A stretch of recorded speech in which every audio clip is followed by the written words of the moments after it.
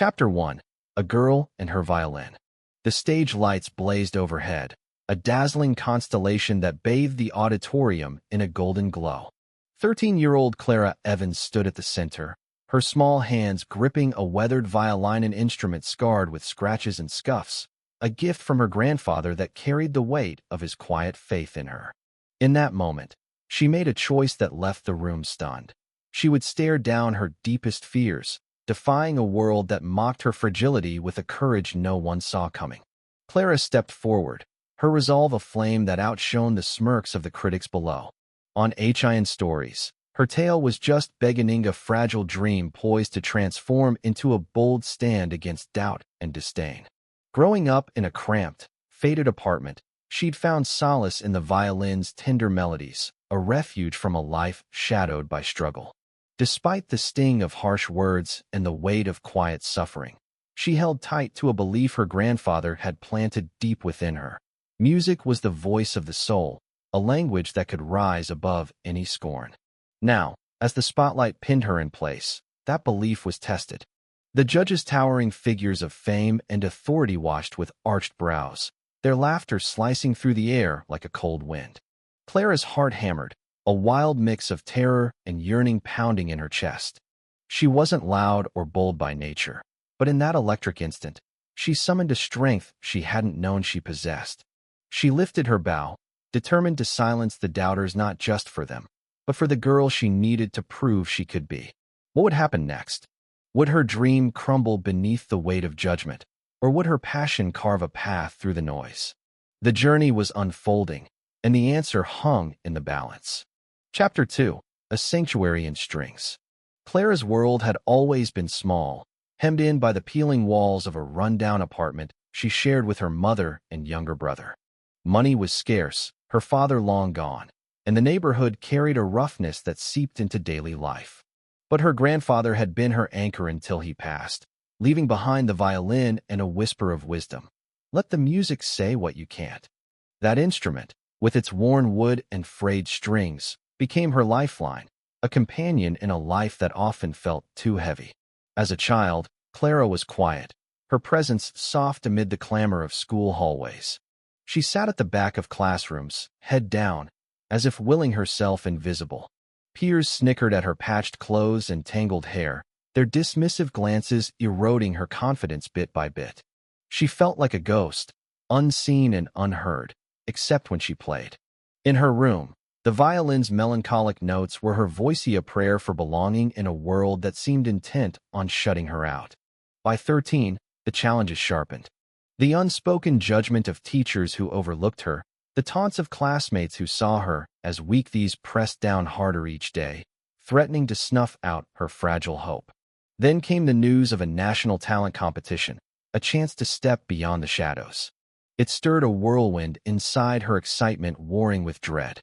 The idea of performing under bright lights was daunting, but her grandfather's words echoed, urging her forward. Her mother, Grace, saw the flicker in Clara's eyes.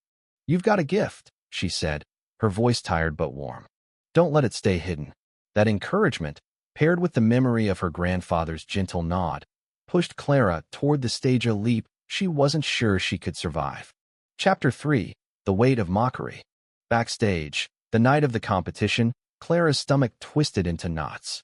The cozy nook where she practiced was a distant memory, replaced by the vast auditorium's glare. She clutched her violin, whispering to herself, "You're enough." But the doubts roared, memories of laughter, of being told she'd never amount to much. She nearly turned back. Then she stepped out, and the room tilted. The judges, Victor Hayes, a stern producer with a sharp tongue, and Lila Monroe, a famed singer known for her biting critiques, exchanged amused glances as Clara appeared. "This'll be over fast," Hayes muttered, loud enough to spark titters from the front row. The audience's murmur grew, a wave of skepticism that stung like frost. Clara's first step felt like crossing a canyon. Each movement was an act of defiance against a lifetime of ridicule.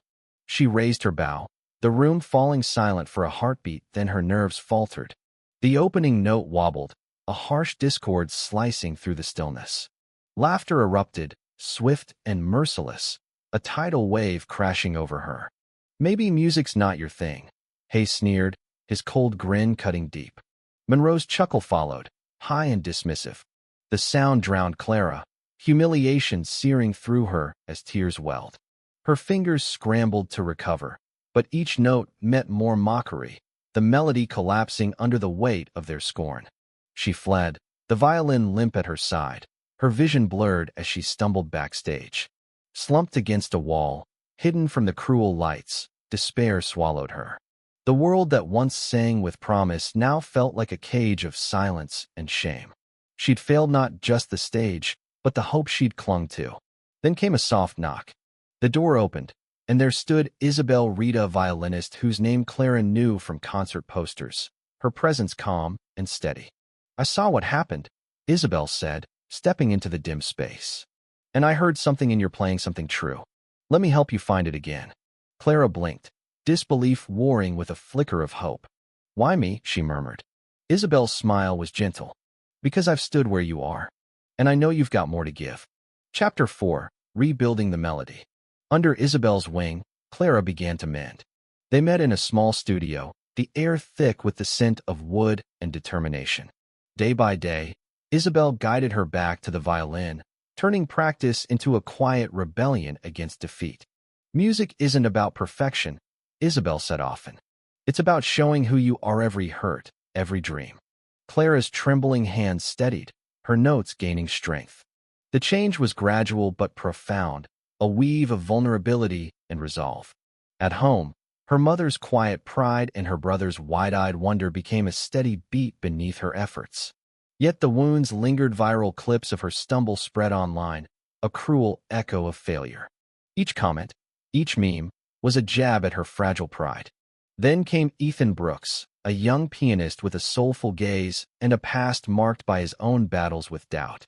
He'd faced ridicule, his talent dismissed until he'd clawed his way through. One afternoon, he found Clara practicing alone. "I get it," he said, his voice low but firm. "The feeling they've already written you off. Let's show them who we really are together." Their plan took root in secret rehearsals, a duet forged from pain and defiance. Clara's violin intertwined with Ethan's piano, a tapestry of raw emotion that spoke of their struggles and their strength. Each session hardened her resolve, her playing evolving into a voice of truth and rebellion. Chapter 5. The Return. The day of their comeback dawned, thick with tension. Backstage, Clara's pulse raced, but Ethan's steady presence grounded her. "This is ours," he said, his hand brushing hers. "Let them hear it." On stage, the lights glared, the judges watched, the crowd waited. Clara lifted her bow, Ethan's fingers poised over the keys. The first note rang out clear, fierce, and the room stilled.